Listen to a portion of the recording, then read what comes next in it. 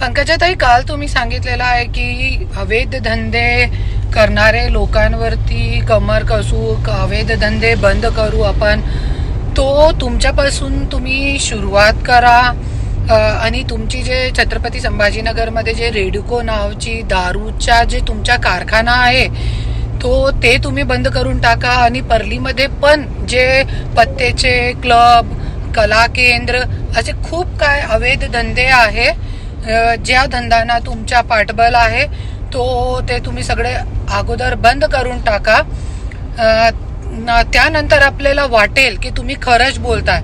नाही तर दाखवण्याचे दात वेगळे, बोलण्याचे दात, खाण्याचे दात वेगळे असं नको व्हायला पाहिजे.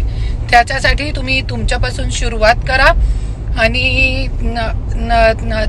त्यानंतर आपण लोकांच्यासाठी 100% कमर कसू. आणि तुमचा जे कारखाना आहे, तुमचे कारखान्याला पाणी भेटतोय, पण दारू बनवण्यासाठी तुमचे कारखान्याला पाणी भेटतोय संभाजीनगरमध्ये, पण शेतकरी लोकांना पाणी भेटत नाही. ते खूप खूप चुकीचं आहे. तर तुम्ही सुरुवात स्वतःपासून करा.